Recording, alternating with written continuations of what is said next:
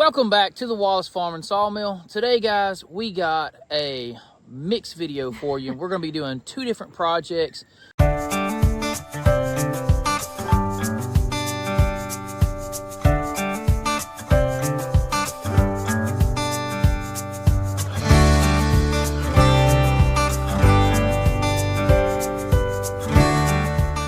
I'm about to head over here and get the trailer hooked up to the truck so Tyler can get the excavator loaded up so we can head out. This flatbed on the truck makes it so much easier to get the gooseneck put onto the flatbed. You don't even have to worry about anything. You can look at it out your back window. We gotta do a bucket change first before we get her loaded up.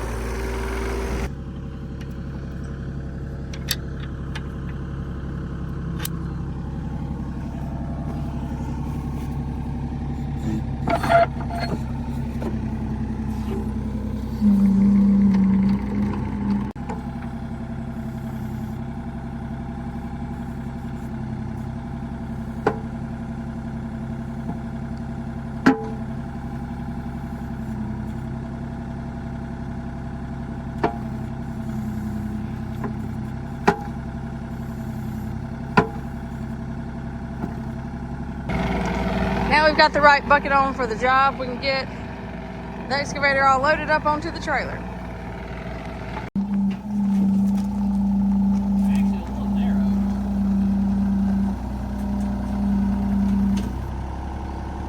I think I can get it up.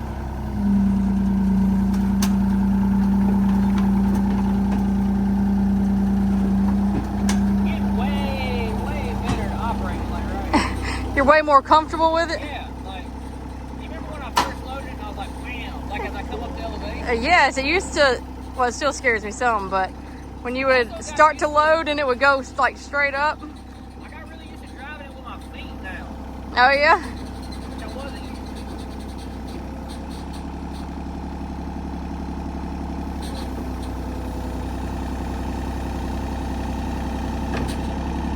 to. So would you say that playing around the sawmill and the farm has helped you out a ton with this machine? Yeah, for sure. I mean, like what I feel like I know now versus 56 hours ago on this particular machine, yeah, it's totally different. I feel like now I have a better understanding of how to use it and do things with it. And I mean, I've always had off and on small amounts of excavator experience. I had a dump truck 7 years ago, and I was going up to the pit, and we had a couple pits that we just jumped on the big excavator and loaded ourselves. But like continual usage and like fine tuning, I feel like since I got this machine, I'm getting there. And another guy had commented the other day and told us that maybe one day we could he said we could afford a bigger machine. And I was like, well, I mean, I agree with you. We hopefully one day can afford a bigger machine, but honestly, it wouldn't take that much bigger of a machine to do about everything I needed to do. I think the goal might be one day to see the KX057. I see there's a Kubota 080, but I would like to have it, but it's honestly a little big. The problem with it would be moving it. That's what I was going to say. You would have This to have is more easy. specialized equipment to move it because it's a 19,000 pound excavator, whereas this one's only like 8,300 pounds. The 57 though is around 13,000, somewhere around 12 and a half, 13,000 pounds. The only thing I would have to do different for that scenario is upgrade the gooseneck to a little bit bigger, but that would be my eventual goal because I think that machine would do more than what we needed. But this little guy right here is handy as a shirt pocket. We have made it to our destination. We are in some beautiful hills. You can't really tell it by the camera, but that was a super steep hill trying to come up it. I'm going to take you back here and see what Tyler's getting into.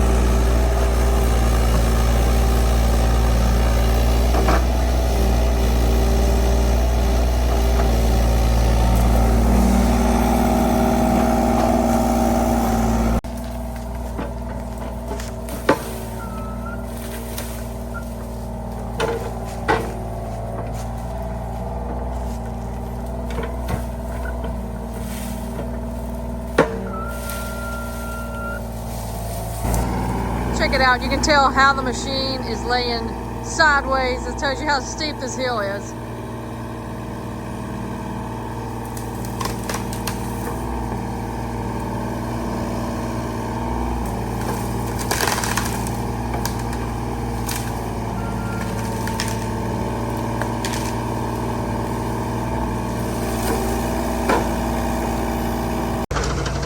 I was checking out this bifurcated tree right here.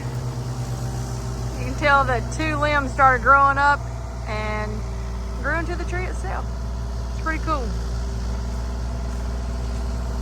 Started out as one tree and turned into two. So what we are doing today is you can tell all the undergrowth that's happened in between the big trees that he has marked out here and here, and there's some more up the hill there. So Tyler is getting all the underbrush cleaned out, all the vines and things that are hanging from the trees, things that just make things messy. So Tyler's gonna get all this stuff cleaned up and take it down to a designated spot at the bottom of the hill so it can just rot away.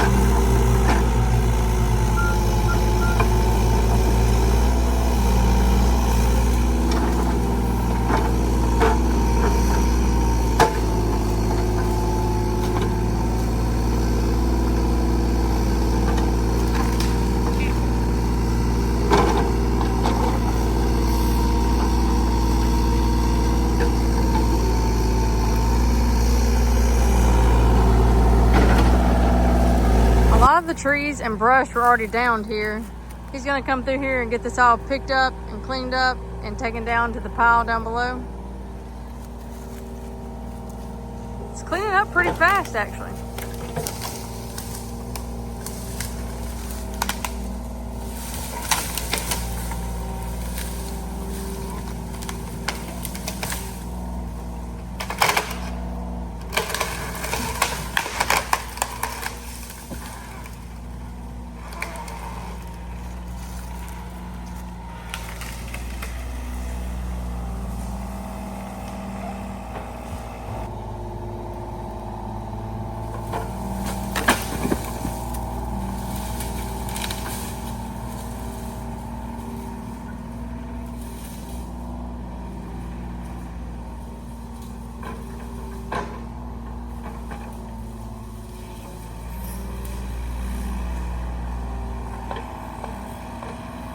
We're right in the middle of a job right now, and I want to show you what we have gotten done so far.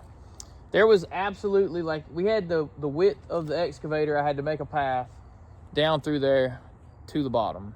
But as you can see now, there's a big path around the excavator, and it goes way over into the wash area at the bottom of the hill where we've decided with the landowner to stack this stuff. There's a never-ending supply of thick brush inside of here. I mean, there's no room to maneuver, and the goal is to get it to around where this area is now. How you can move the equipment through there without something being everywhere. But inevitably, to do that, we're gonna have to take out one or two of the larger trees. You know, those like 6-8 inch diameter trees. The next step I'm gonna do to widen that path out down through there is actually take out that one right there in front of the excavator now. We're gonna take it out, and then we have all of this brush through here to clean up. The landowner had rented a skid steer and come through here and pushed up a bunch of stuff. And he called me and he was like, you know, come look at it. And we are like trying to decide of what to do with it. I suggested putting it at the bottom of the hill and letting it rot away because they can't really burn it in this area. So there's a bunch of brush. If you look back this direction, see all this stuff is down. That's where he cleared and pushed a bunch of this. So we're using the mini now to kind of come through here and pick through and stack all of it up down there. So now let's go over here and take out that one larger tree because it's kind of blocking my path with the longer brush to get down to the bottom.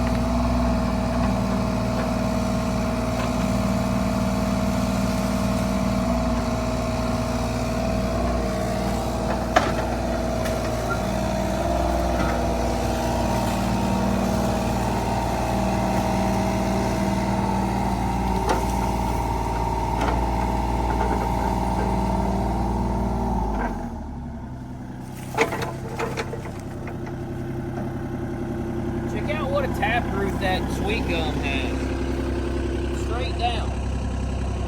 Not much to it, huh? But yet the ground's so soft around here, it came on up. Wasn't that big of a deal to get it up, but that's a heck of a taproot. That sucker's like the trunk going straight down about 3 feet there.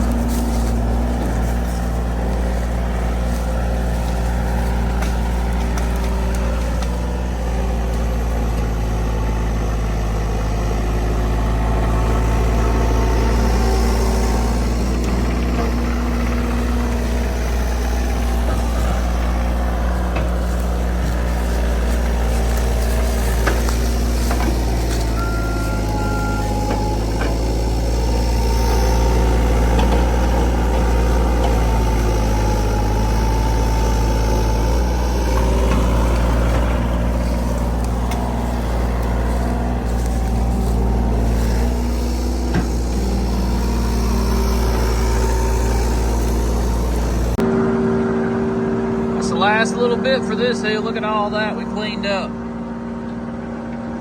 Much better.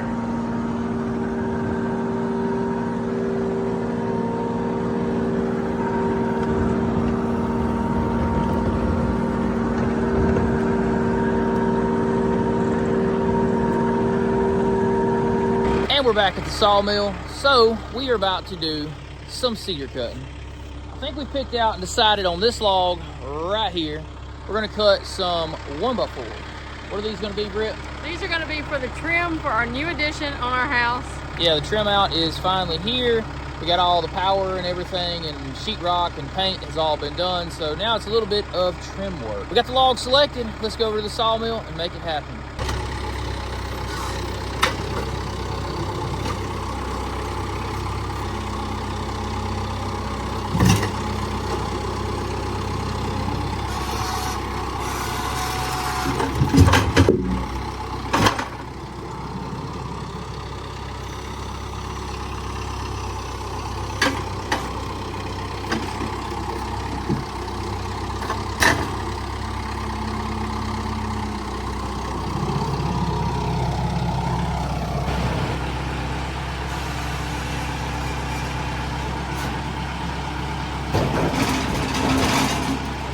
We got some more long stuff up here on the deck. I feel like we've been cutting a lot of long stuff lately. Now that is actually a really long cedar log. Now you might be saying, what are you doing with such a long cedar log for trim?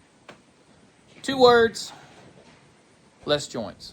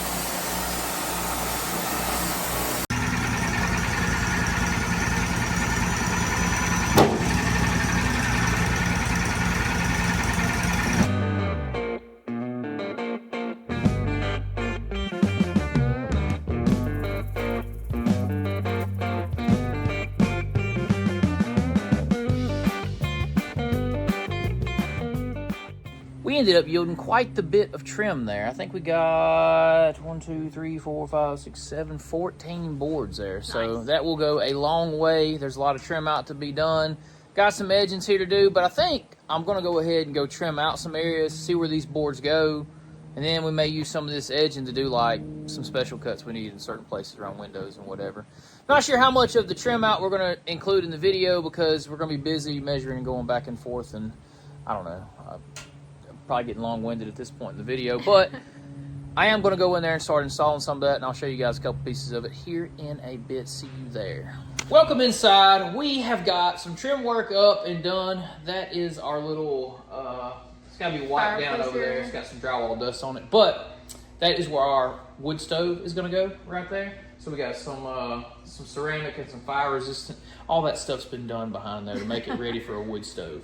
And then there is the Eastern Red Cedar, trimming that out. And then look up there, we have Eastern Red Cedar all the way over to there, which is the entrance over into the other room. Lots of trim work done, guys. We are super happy that this is finally coming together. Yes. Because it has been consuming doing this. For so long now. For so long now.